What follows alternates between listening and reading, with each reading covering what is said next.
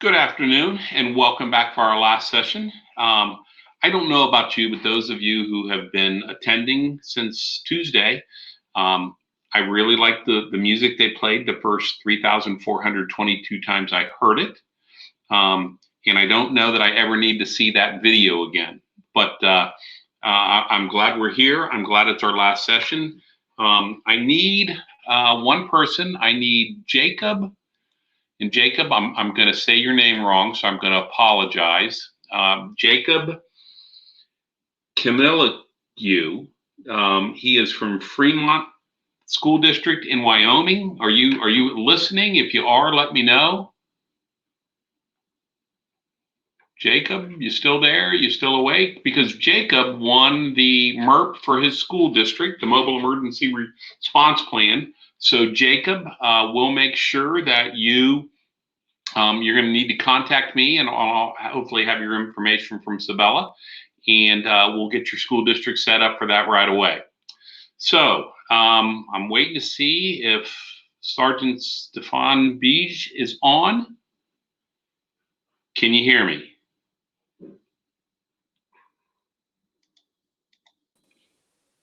It says I'm on, and I see his logo. Can you hear me? Yeah, Gary, I can hear you. How have you been, my friend? I am good. How are you? You know what? If I was any better, I would be you.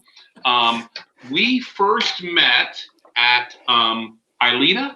Yes. Is that where we met? Yes. And then I had the opportunity to come out and speak to his group. And one of the reasons why I wanted Steph here is because of his passion and knowledge in helping law enforcement with autism. So I'm going to let you take it away. I'm going to shut off my microphone, and I'm just going to do what I do best. I'm going to listen. Thank you, Gary.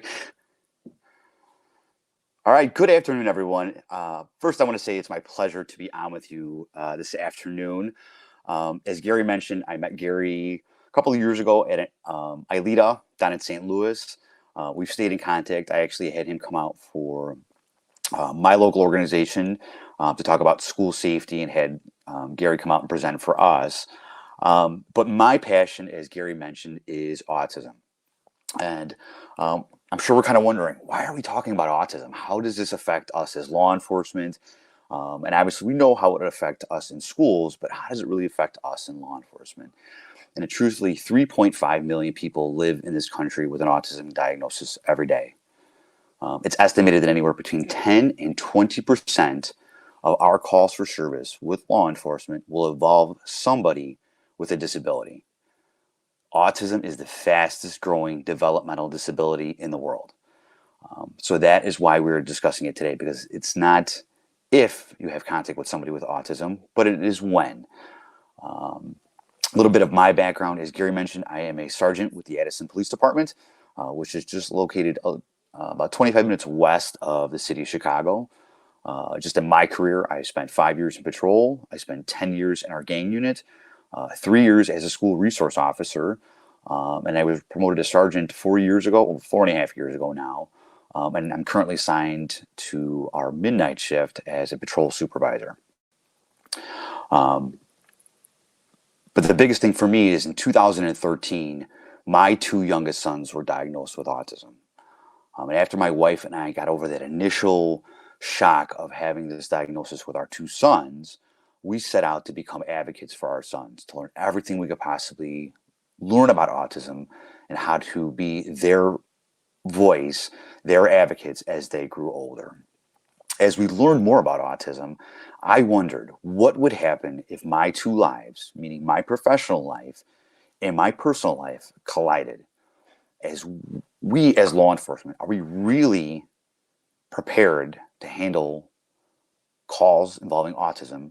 And do we really have the skills and the knowledge to safely interact with children and adults on the autism spectrum?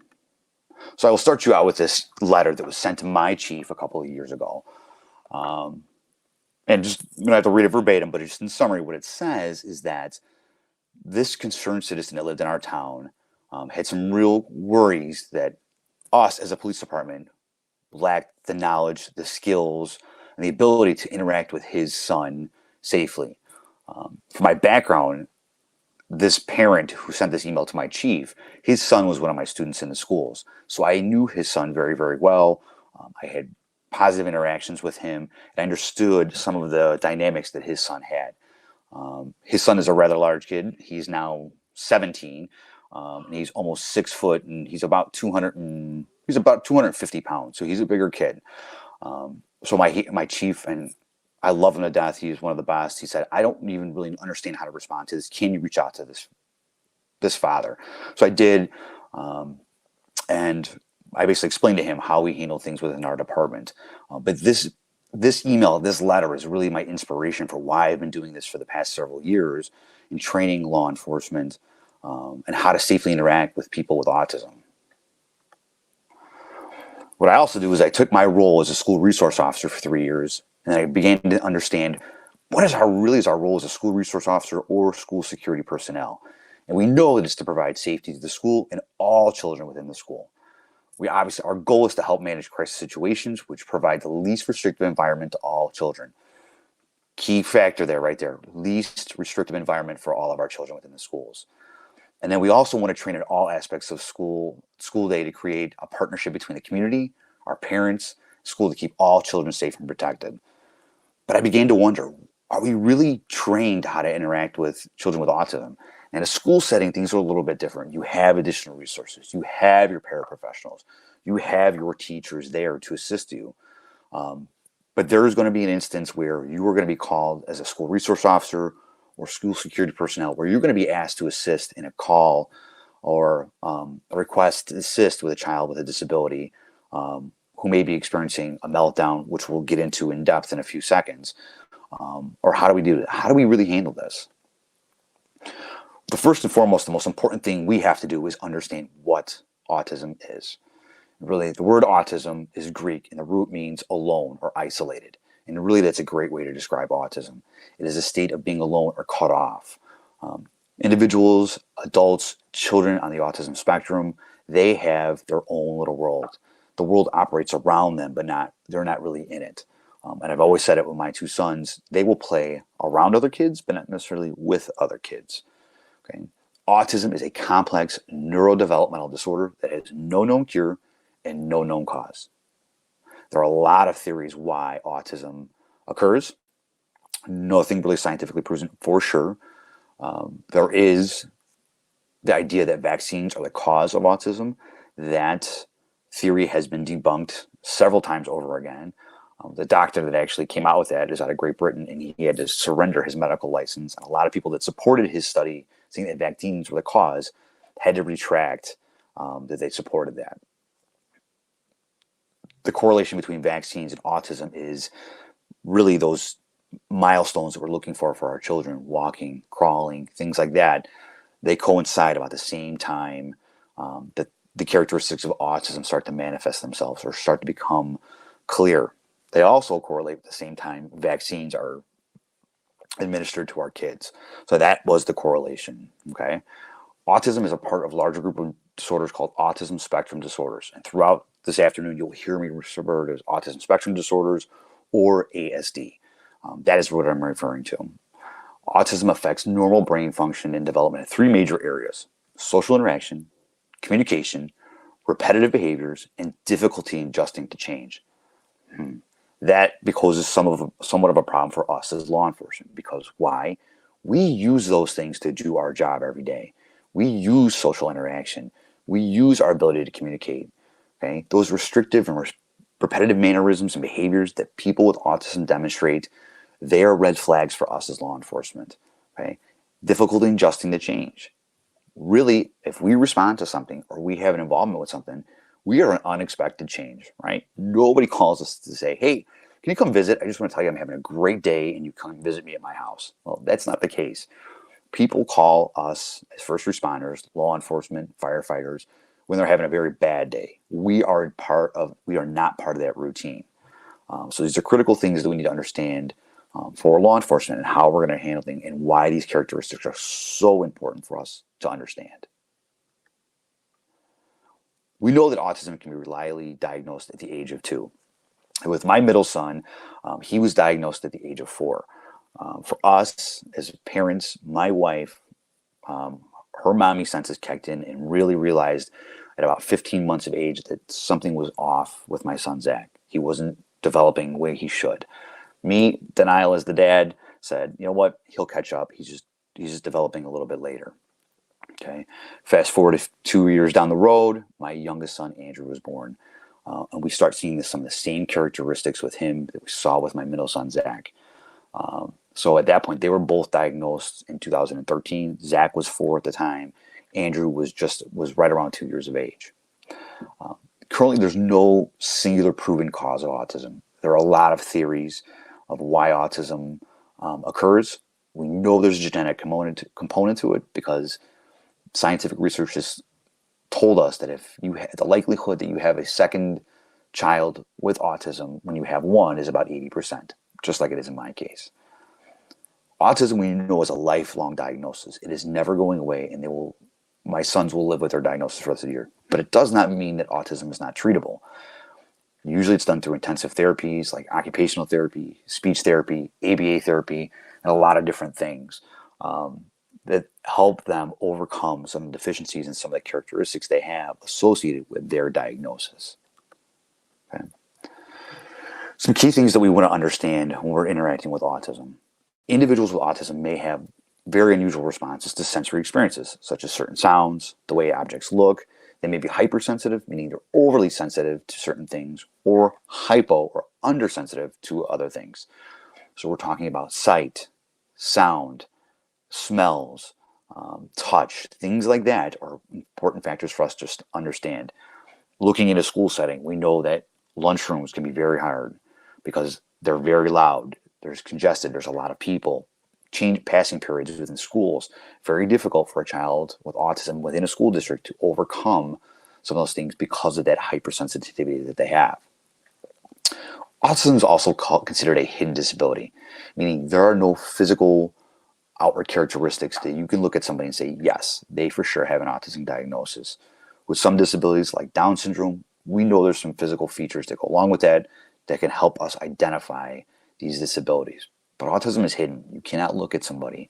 So the goal is to really focus on their behaviors and their characteristics of how they interact to make that give us those red flags to say this is possibly an autism diagnosis. Symptoms can range from mild to severe, meaning they're lower functioning. And lower functioning individuals will need probably lifelong care. They're usually contained in self-contained classrooms. Will need assistance in getting through a school day. Moderate functioning, again, kind of in the middle of the road. Again, they will need some assistance in certain areas, but may be very independent in others. And then we have our higher functioning individuals, and this would be considered our Asperger's diagnosis. They're considered the higher functioning side of the autism spectrum. They may be able to be in general education classrooms, may be able to operate their day with some accommodations, but otherwise function normally within school. They can work. They should be able to drive. They can get married. They can have children. They can function normally in society once they have overcome some of the characteristics of their autism diagnosis, but they're higher functioning individuals. Okay. About 3/4 of the population with autism also have a co-occurring or comorbid diagnosis along with that. These may include anxiety, ADHD, Fragile X, which is a genetic disorder, depression, gastrointestinal issues, obsessive-compulsive disorders, seizures, Tourette syndrome, an intellectual disability, sleep issues, and motor difficulties. So on top of this autism diagnosis, about 3/4 of that population will have another co-occurring disorder. With my sons, both have an anxiety diagnosis, and then for my youngest son, he also has an ADHD diagnosis. So when you pair all of this together, it makes this diagnosis significantly more difficult to work with because you're now battling these comorbid or co-occurring conditions. In addition, there are some physical characteristics with autism that are important for us to understand. About 40% of the population with autism will suffer from seizures. I am very lucky that neither one of my boys suffer from seizures. It's one of the few things that we don't really have to worry about with them because we've never had that issue.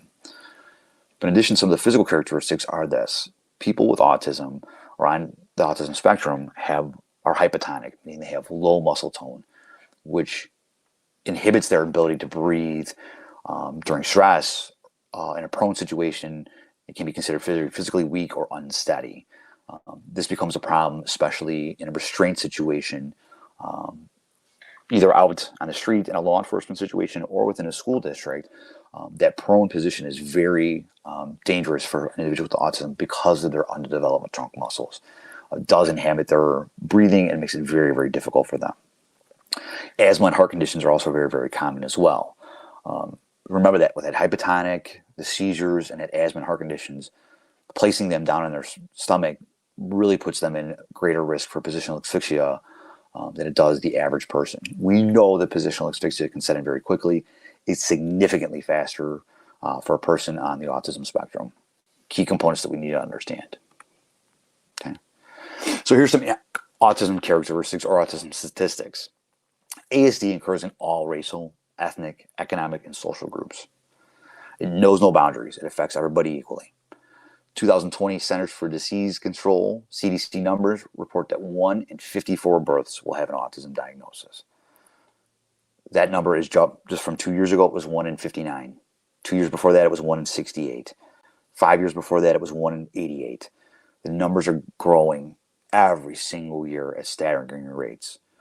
This 1 in 54 is a little misleading. And what the CDC does when they're calculating this is they take from birth to age 8, and they look for the autism diagnosis between that age gap, and that's where they get this number.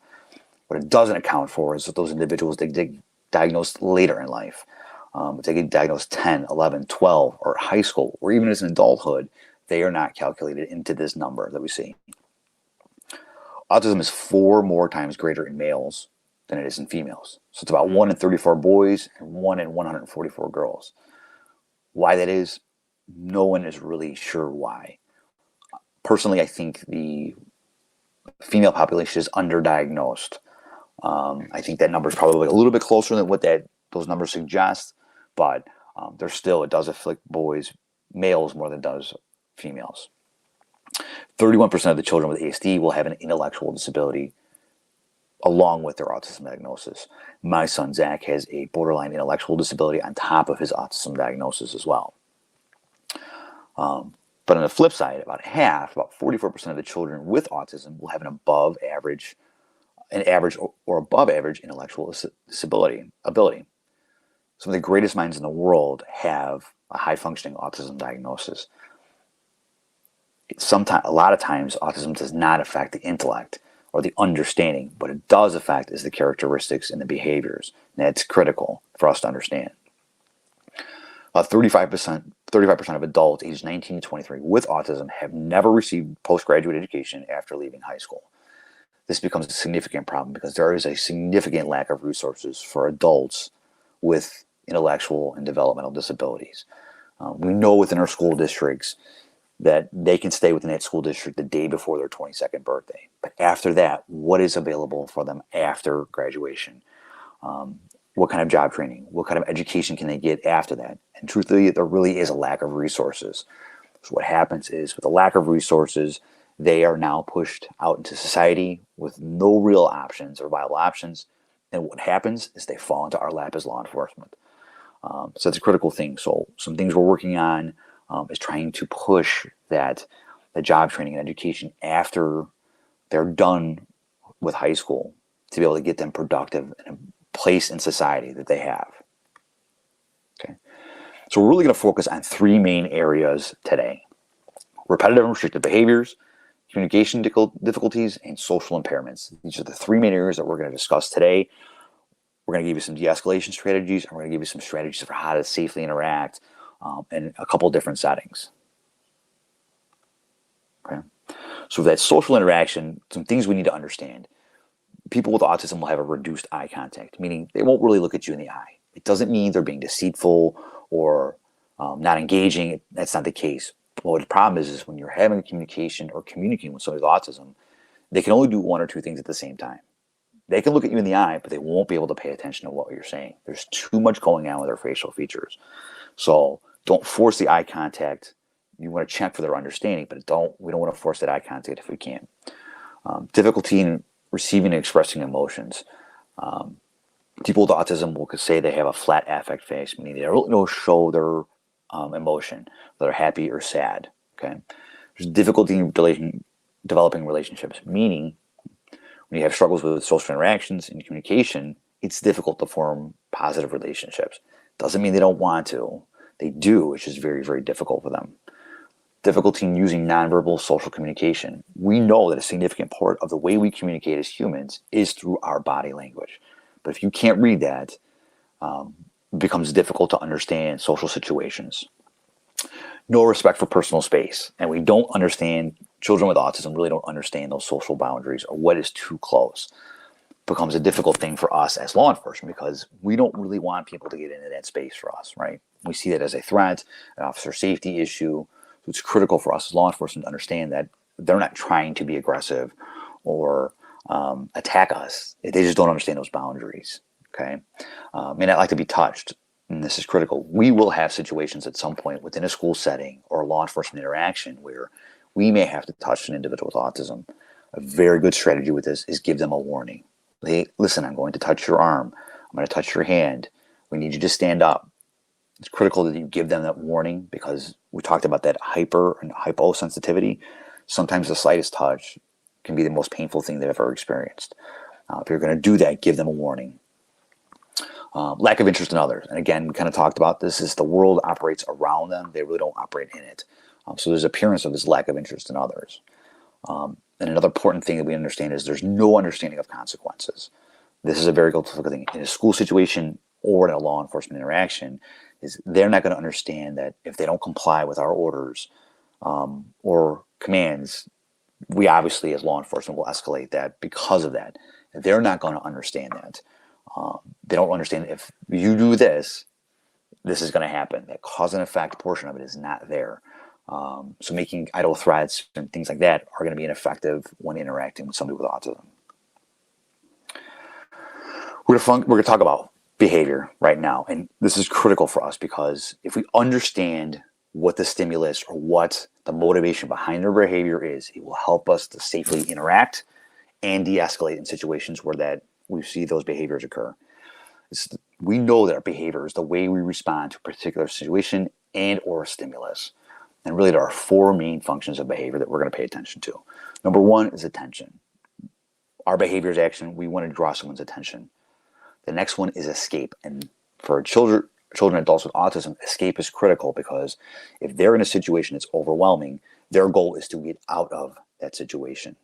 So understanding that motivation behind the behavior. Next one is something that's tangible. We want something, whatever it might be, their demands. And the last one is physical or sensory needs. And that's usually in a situation that is overwhelming. Okay, what they need, if they're too hot, too cold, basic human needs. But for an individual who can't really communicate or lacks that ability to communicate, guess what? We see these problem behaviors occur.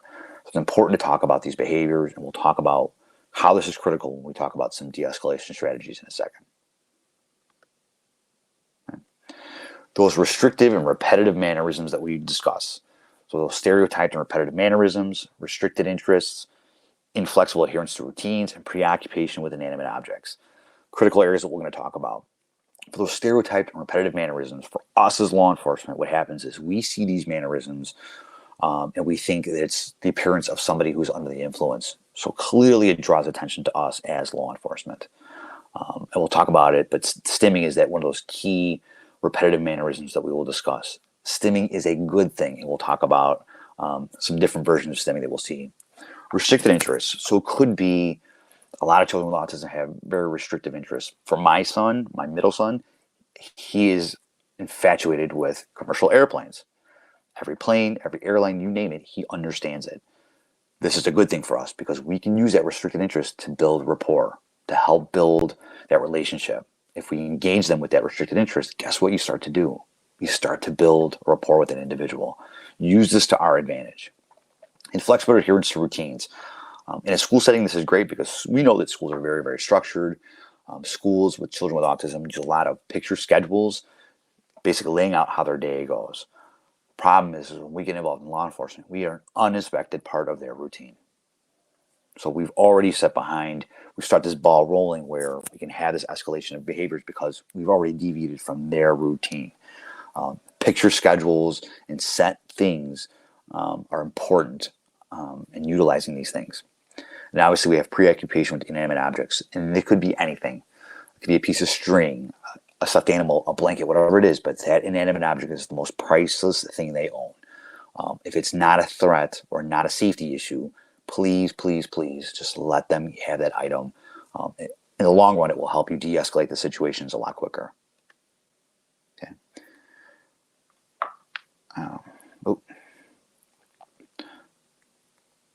So in addition to refusing that set schedule, many individuals have these OCD tendencies. And I will tell you, these are pictures from my own house.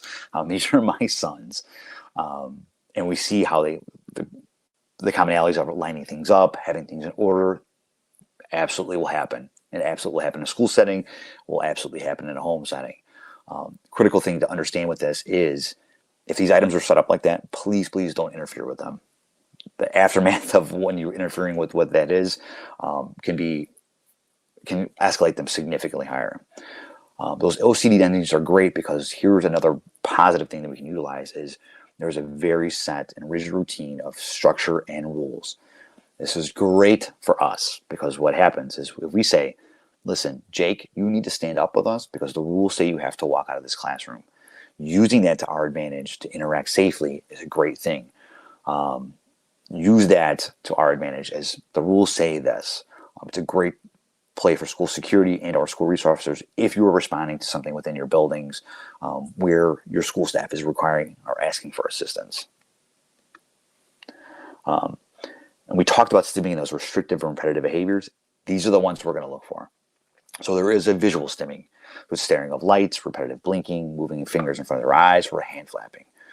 Auditory may be tapping of ears, snapping of fingers, making vocal sounds, or humming. Tactile is rubbing the skin on one's hands on an object, so we see a lot of it with kids rubbing their hands on carpet or different textures. Vestibular, and it's that sense of balance, so we may see some rocking back and forth or rocking side to side, and occasionally you'll see some spinning depending on the child or adult.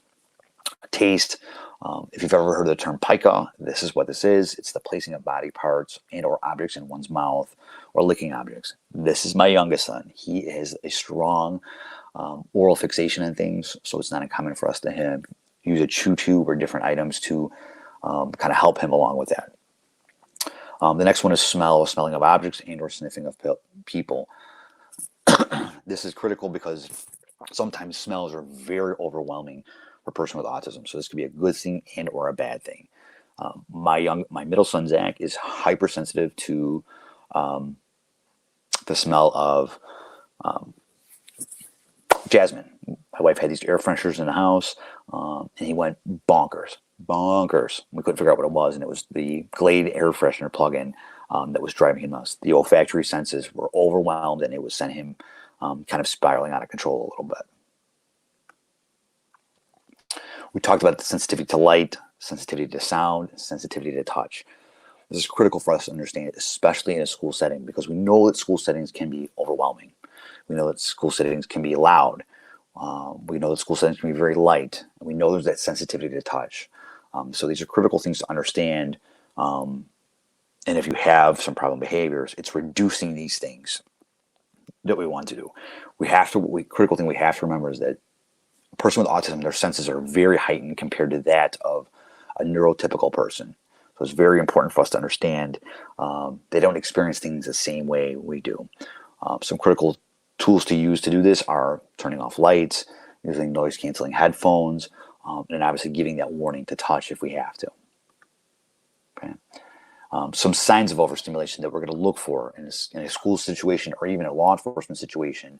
We're going to look for that hand flapping. We're going to look for pacing. We're going to look for rocking.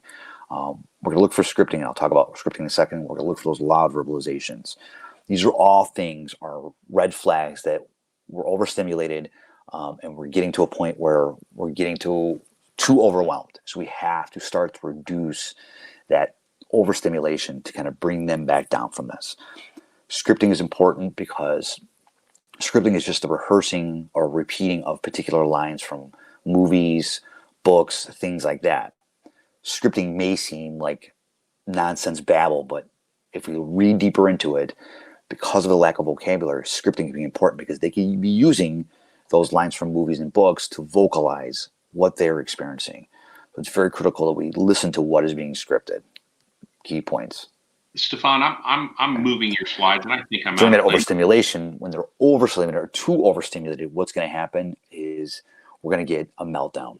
A meltdown is a loss of behavioral control. They've hit the point where they cannot handle the situation anymore, and they're losing control, and they melt down. We can see some aggressive behaviors. We can see self-injurious behavior, meaning head banging, throwing themselves on the floor, banging their head against items. And the last one we're going to see is elopement or wandering. And that is just, they are trying to get out of that overwhelming situation. So they will flee a safe setting because of that overstimulation. Okay. So when we see the meltdown, this is kind of the stages of a meltdown that we look for. Those pre-meltdown signs this is where intervention is critical, especially in a school setting, because you have the ability, you have an environment that you can control in a school setting. So we see this rumbling stage, and that's those signs we're looking for, that hand flapping, that rocking, that pacing, that scripting. These are the signs that we want to look for, this pre-meltdown intervention. And this is where we need it. So we reduce that overstimulation. We use our calming strategies, which I'll give you some in a second. Once we get out of that stage, we now enter the rage stage. And this is where that explosive loss of behavioral control occurs. And this is, at this point, safety is the main concern.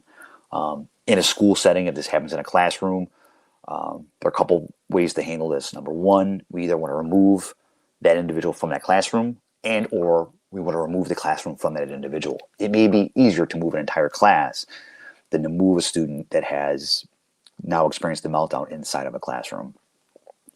Once they come out of this rage stage, important critical fact is this rage stage may last up to an hour plus, depending on a given situation. Patience is critical in these situations.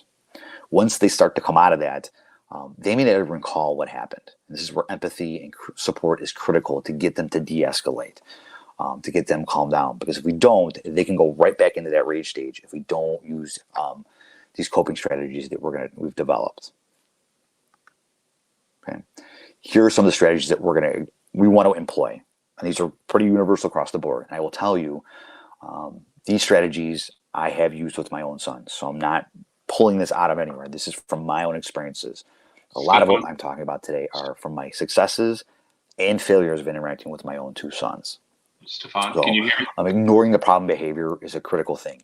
This is a very difficult situation because can we really ignore aggressive behavior? Can we screaming, yelling, crying, vulgar language?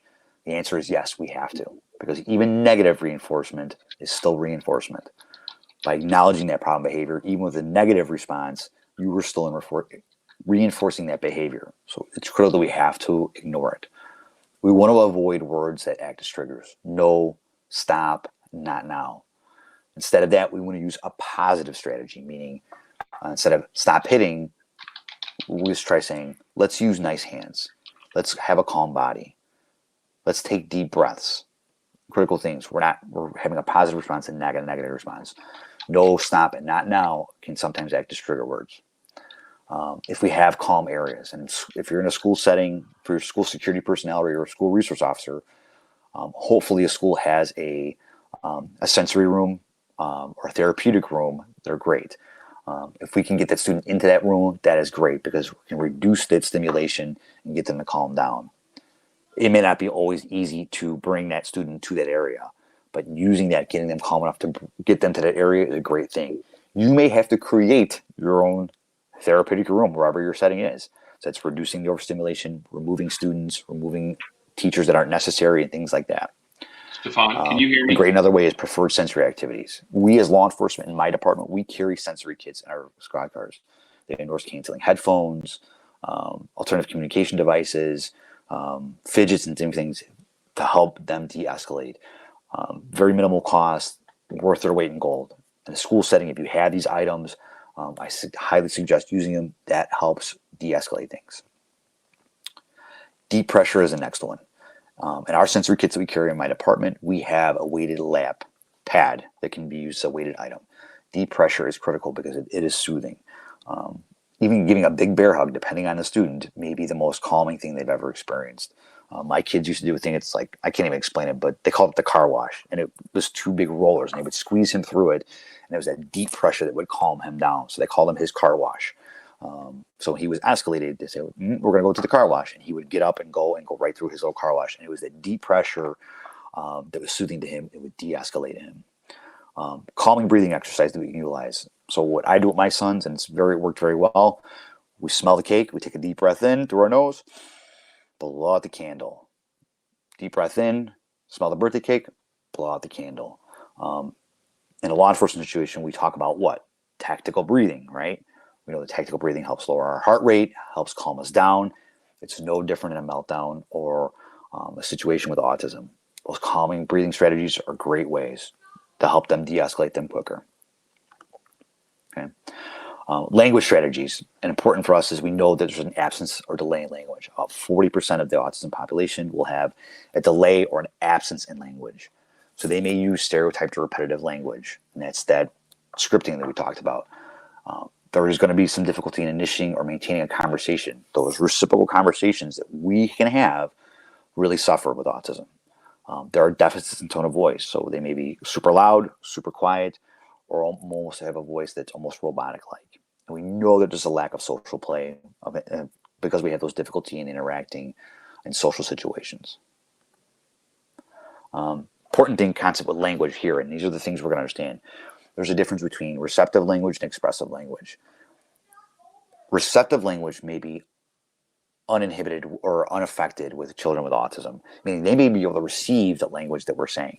They may be able to understand everything that we're saying, but it's the expressive portion that lacks, and it's the ability to communicate or express what you are feeling or saying. So there's not a response. It doesn't mean they're not understanding or receptive to what you're saying. They may be able to understand. They just can't express it. A lot of times, if receptive language is not really influenced, in some instances it is. It just depends on the situation. But just because they're not answering doesn't mean they're not understanding what you're saying. That receptive component a lot of times is there. Okay. Some communication strategies: speaking clearly, concisely, clear, concise commands, one command at a time, using a calm, quiet voice, checking for understanding, making sure they understand what we're asking. Great way to do this is have them repeat back what you asked. If they can do that, then we have they've understood what we said. A last part is no slang or abstract language. If you tell a child or an adult with autism to go take a seat, they're going to walk over to a chair, they're going to pick it up, and they're going to say, where do you want me to take it? Very concrete thinkers, so we have to be very clear in our commands or what we're saying. Give extra time for those responses. You may have to give a 10 to 15 second window for them to get a response. Okay, repeat or rephrase certain things. You may have to repeat it after that 10 to 15 second window. You may have to repeat what you're asking. An important thing is one person talks at a time. We as law enforcement are horrible with this. We'll have 2-3 guys in a call for service, and they're all barking orders, barking orders, barking orders. Please just take your time. One person does the communicating. Okay. Another deficiency we see with communication is echolalia. And echolalia is just repeating back the last phrase that they have heard. So, for instance, what's your name? You may get a response of, what's your name? Where do you live? Where do you live? What's your phone number? What's your phone number? Well, it comes off as if they're being evasive, uncooperative, and it's not the case. It's just they are trying to communicate. They just don't have the ability or the words or the vocabulary to be able to do that. When given a choice, they may always repeat the last option they had. If you have a situation with echolalia, you have to change your strategy and how to communicate. Okay, a great way to do that is first, then praise. And these are commands that we want to utilize. First, we're going to stand up. Then we're going to walk into the calming room. Once they do what you want them to do, that's when the verbal praise comes in. Great job listening to me. Great job calming your body. Great job walking to our sensory room. First, then, very clear, very concise. First, we're going to do this. Then we're going to do this. That verbal praise comes in only after they comply with what you asked to do. This is a great strategy. It's very clear, very concise, very easy for them to understand. Great strategy to use. Useful commands that we may say. So in a hitting situation, we want to use quiet hands or nice hands. For aggressiveness, we may say we need a calm body. In wandering issues, we want to say stay here and stop in an emergency situation where we may have to. For kicking, we want to use quiet feet, nice feet. We talked about those trigger words, no, not, and stop. Here are some positive ways to be able to interact with them and use positive commands to get them to comply with what you're asking. Alternative forms of communication that we've utilized. So when I was in the school district, I went to our school district, our director of special education, and said, I want to create a set of PEX cards or picture exchange communication system that's geared towards law enforcement. So we created these PEX cards, and these are the ones you're looking at the top. They're geared towards a law enforcement situation. Are you hurt? I'm here to help. I'm a police officer. We're taking a page from the school districts and utilizing some of the resources that schools use and incorporating into our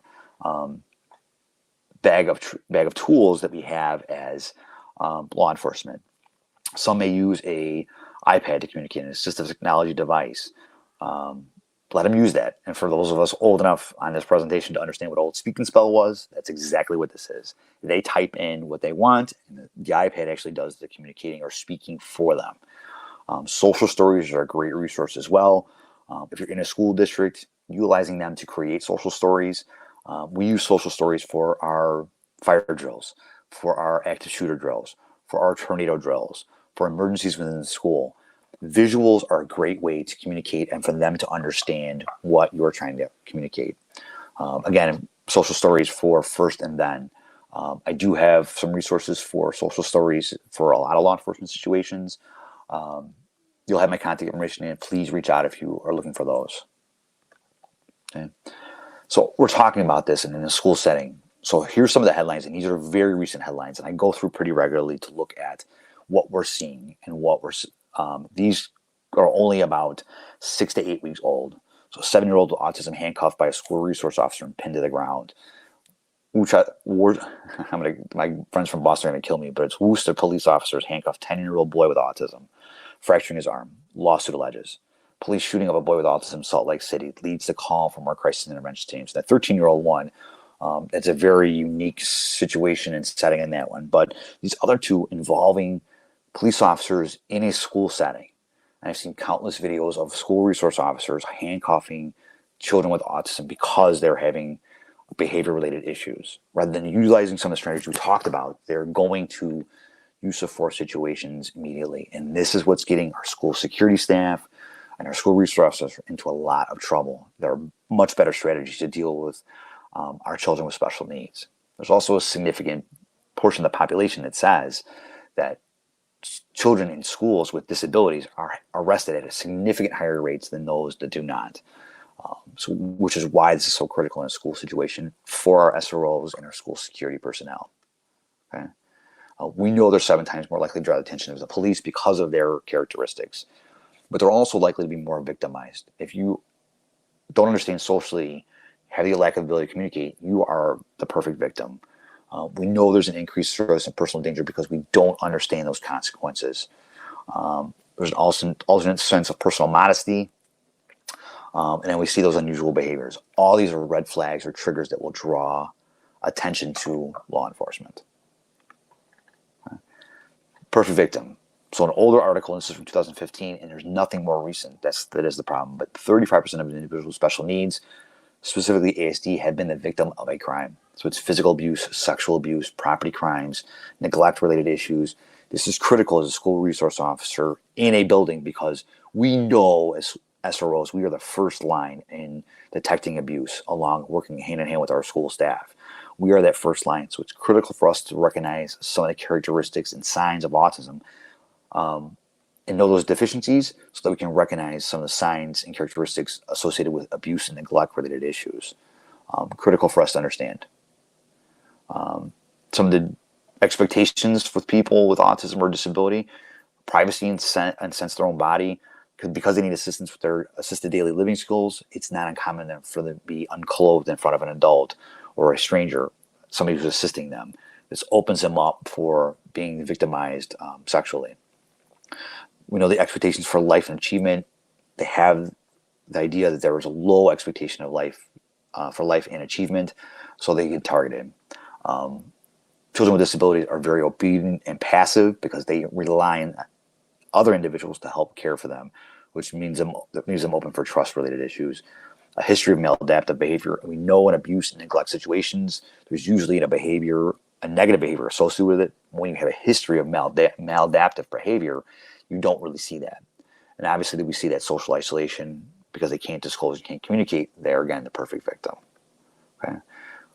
They're targeted because of that perceived vulnerability, deficits in expressive communication, and deficits in detecting that deception. Critical for us to understand those things and be conscious of our signs of a child abuse and neglect related issues, because we are that first line as school resource officers in those buildings to protect those children with disabilities. Okay.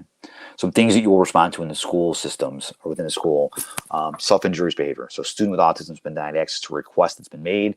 As a result, it started striking and hitting himself in the head. Aggressive behavior. The student with autism is triggered by noise in a cafeteria. The student grabs another student's hair and is not responding to commands. How do you handle this? Okay, you reduce that overstimulation. You clear that cafeteria. You clear an area of it at least. Okay. Bolting or fleeing from the building. A student with autism who is known to wander or bolt is missing from the building. This is another critical thing that we're going to talk about right now.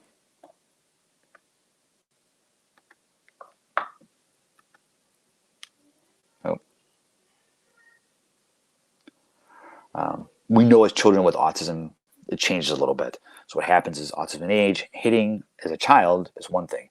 But as they get older into high school, hitting becomes a battery and assault. Playing at parks becomes pedophilia. Pocketing of preferred items becomes a theft. Invasion of personal space becomes stalking. As children grow older, the attitudes for those unusual behaviors start to change. And now we're talking of our high school, even collegiate, our college-aged individuals with autism. That may be there. These things that are their normal behavior that were accepted as children are not as an adult. So the attitude starts to change. Some of the reactions that we're going to see to the police: defensively striking out. This is communication. What's key for us to understand is that this striking out is communication. Okay, it's understanding the situation.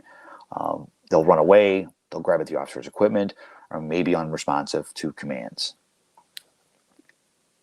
Reactions from the police. So we know these interactions can be frantic and very challenging. Okay, what I tell law enforcement personnel, whether you're in a school resource officer setting or on the street, is don't take it personal. They're not trying to act out individually against you. It is the given situation and the circumstances that what it is, and you just happen to be there. It is very common for officers to take things personal. Please do not. Remind yourself that ASD is the cause of the challenging behavior and not something else. They're not trying to be aggressive. They're not trying to be difficult, but they can't because of this autism diagnosis. Their behaviors are very, very challenging. Some realistic expectations. These calls can be very time consuming. A meltdown can last an hour, hour and a half. Knowing this ahead of time will fend off your frustration during this interaction. If you know that going into that this could be very long, you're mentally prepared for it, know how to handle it. The next thing is don't expect a well-mannered obedience, because you're not going to have it. You're going to have some horrible language, some aggressive behavior. Again, understanding that, don't take it personal. And it's critical at this point to ignore that behavior because, like I said, even negative reinforcement is reinforcement. Okay. Wandering elopement of things, and this is critical for schools as well. We know that about 50% of the people with autism will wander from a safe environment. Accidental drowning accounts for 91% of the lethal outcomes in children in wandering events with autism. Other dangers are dehydration, heat stroke, hypothermia, encounters with strangers. And there are three main types of wandering that we really want to discuss. Number one is goal-directed. They want something. It's usually when a preferred activity was stopped, their goal is to get back to that preferred activity. So it's critical to understand what they were doing just prior to that wandering event that will help us lead us to where they may go. Bolting and fleeing, and this is sensory related, meaning there is a reaction to something that's typically a sensory overload. My youngest son runs out of the building during fire drills because the sound is overwhelming for him. He can't handle it. So if he's close to a door, he is outed because of this. And the last one is wandering. And left unattended, they will just wander off. And this is my middle son. If I just left him outside, he would wander off with no particular agenda or destination and would just go. It's critical to understand what the characteristics and motivation behind wandering events are to help us see to get them. And I want to talk about this case. This was Avante Akendo. And Avante Akendo wandered from a school setting in October of 2013. There were some critical mistakes done by the school. A school security guard saw Avante wander around the building and called out to him, said, "Excuse me," but Avante couldn't communicate. He was mute. So he just wandered out the door and didn't realize it. It took them several minutes for them to realize, his staff members to realize that he had wandered off. School security guard said, "Oh, I saw him in the building," and they started their search inside the building first. Well, the problem is Avante had gone out of the building. He wandered off, and Avante's body was located in January in the East River in New York City, and he had drowned as a result of this. There were some critical mistakes done by the school district of how they handled things like that. It's critical to understand that in Avante's IEP was mentioned that he wanders and has the propensity to wander. Was missed by the school district. So the school district, when this one was held liable, and they settled for, I believe it was $2.7 million in Avante's death. But as a result, New York passed Avante's law, which gives funding to help and with resources for missing children or wandering events with children with autism. But again, there were some things the school district did very wrong where they could have probably prevented this from happening. It took his aides an extended period of time to realize that Avante had wandered off. Rather than looking at the cameras to see where Avante went, they just started their search inside the building, which was another critical error that they made. Okay, and he's wandering on elopement events. Treat them as critical. Interview the parent caregiver. Understand their likes and dislikes. Ask about a tracking device. Many children with autism have tracking devices. Many families do utilize them. It's critical to ask. Search your water first. If you take nothing from me today, and this presentation is on a wandering event, you search your body of water first. Other dangers are roads, trains, construction sites. Asking about their likes and dislikes. Important, critical if you're going to use a dog for that search. Understand if they're scared of dogs. Ask whether they'll respond to their name. They may or may not. Information out to the public. This is critical. Reverse 911, your social media, the media. Get it out as quick as you can. And last but not least, don't give up. These kids are incredibly resilient, and because they don't have that fear of consequences or that hypersensitivity to certain things, they can survive out in the elements significantly longer than the average person can because they don't have those same sensitizations that we do. Okay. Important to understand the ADA and how it affects us in law enforcement. Just remember, a lot of times police departments are in violation of the ADA, not knowingly, just by we don't understand it completely. Okay, some critical things to do is a lot of these are in arrest situations where an individual with disabilities behaviors are misconstrued and are now become arrestable offenses. And that's where a lot of the civil liability comes through with ADA and law enforcement. A lot of this occurs in schools as well. So it's important as the SRO to understand the dynamics of what the behaviors are and not misinterpreting that as criminal behavior as opposed to reactions from the disability. Okay, so discrimination liability courts, it's really wrongful arrest situations I see the most. Failure to accommodate is number one, but those are very difficult cases. But clearly we need to understand those things. Okay, some programs that we utilize as a department. We've worked hand in hand with Medical Alert. We're pretty familiar with the Medical Alert. They've been around for 75 plus years. They have a program called the LEAP program, which is Law Enforcement Agency Portal. It's a free program, and we can get free resources out to our families with special needs, shoe tags with identifiers, and a bracelet. For our older students, it's important that we can utilize autism information cards. They contain their name, address, contact, caregivers, and then strategies for their interaction. Because they can't communicate, being able to disclose that disability are critical to get it to us. In Illinois, we have a thing called Premise Alert Program, which is basically just a special needs registry. We work hand in hand with our school districts to get all of our students with special needs in my community registered. So we know going into calls for service what we're going to interact with, what kind of diagnosis, any triggers, any calming strategies, any favorite places. This is key in getting us the information before we even arrive. Smart 911 is just a pre-registration program for the county. It registers cell phones, cars, things like that. It's offered in our county in Illinois. Okay. Some other programs that we utilize, we do a special needs resource fair in conjunction with our school district. We register all of our special needs students in these programs, explain our programming with the parents, and it helps build that relationship with your special needs community.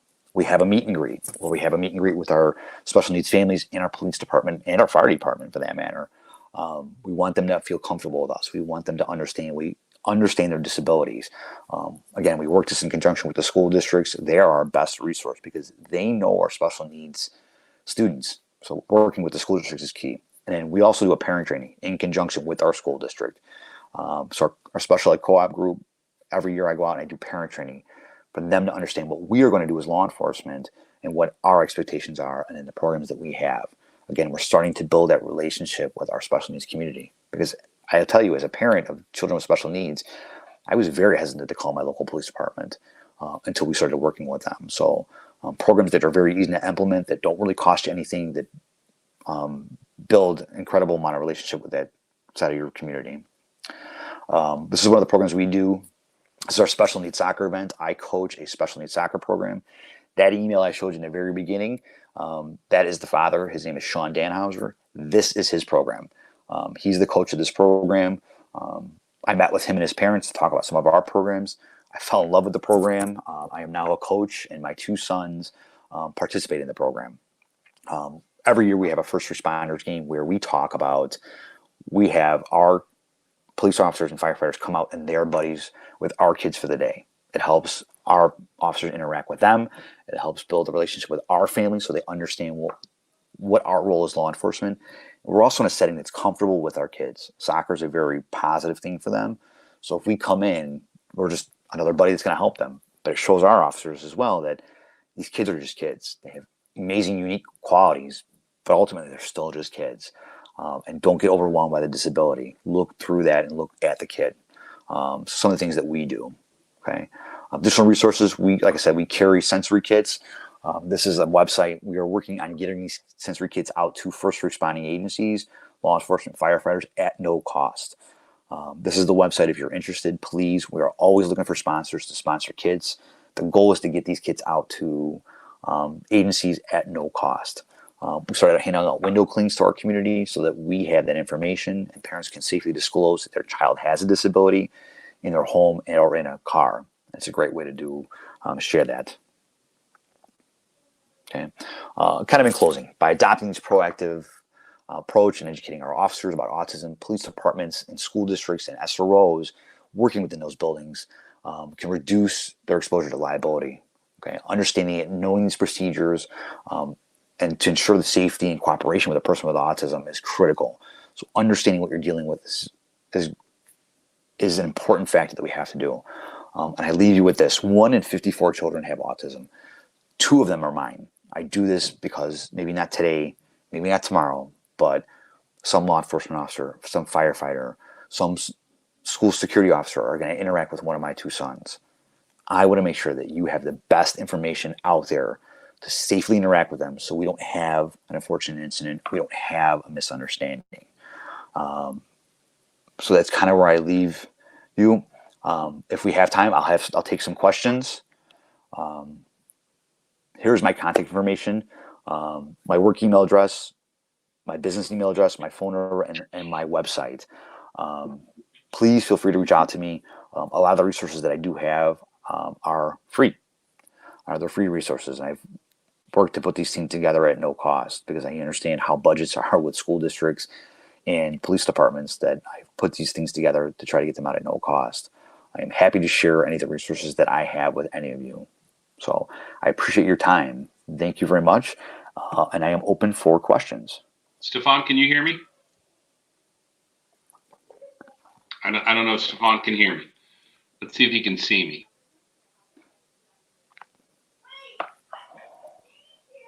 Over your headphones. Can you hear me? Yeah, I got you, Gary. Can you hear me? Yeah, I can hear you now. So first of all, I'm going to say what somebody else already said. Amazing presentation. Well done. I love how you relate everything back to SROs and how they can help the students. I want to apologize because I was not cycling your slides correctly. I apologize. It took me a while to get on track. So how often are you giving these presentations a day? Because I think that's what it almost comes down to, isn't it? Yeah, and really, and we need to do it because I try to do this all the time. So this is, I think this week, this is probably, I was in Tennessee last week. Something got canceled this week. I was supposed to do a couple in person this week. So I'm probably doing 3, 4, 5 a month easily for different agency, for law enforcement, firefighters. Probation is the new one we're doing a lot of. So we're doing a lot of that. I'm just telling you, that was absolutely phenomenal. Not only what you're doing, but what your entire agency is doing. And I'm just hoping that the people that are here today reach out to you so that this goes out everywhere. It just needs to. It was phenomenal. Anybody else have any questions? Thank you. How do you approach, this is a great one. How do you approach lockdown drills, fire drills training for students with autism?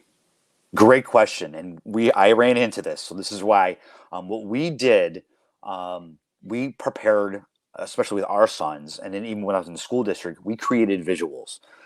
We created a social story for fire drills, for lockdown drills. And the visuals very help, especially for the lockdown drills. So what we did is we utilized the rules say this. So what we did is we would say, the rules say we have to turn off the lights. The rules say we have to lock up the doors. The rules say sometimes we may have to leave our classroom. The rules say we might have to follow the teacher if we leave. So those things, but creating that set of visuals was very, very effective with it. There are some good books geared towards kids with special needs. They're great, but I have to look, but I'm pretty sure I still have my visuals for fire drills and lockdown drills and tornado drills from my time in the school district. Fire drills are another one. And we had to prepare him ahead of time. So we weren't like surprise drills, but he had his headphones ready to go because it was the only way that he would follow the rules with his fire drill, because he would just freeze or take off. So having those visuals ahead of time were key with him. Today we're going to have a fire drill. We're going to have our headphones ready. We know what to do. And he would follow it reluctantly, but he would follow it. But having those visuals were critical. So having that set built in is great.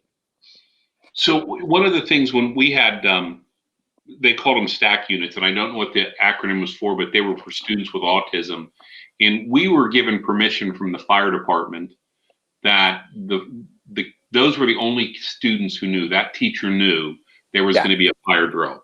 And really because we knew we were going to get the kids out safely, but we didn't want to, because this drill that's mandatory, it caused a whole series of other problems.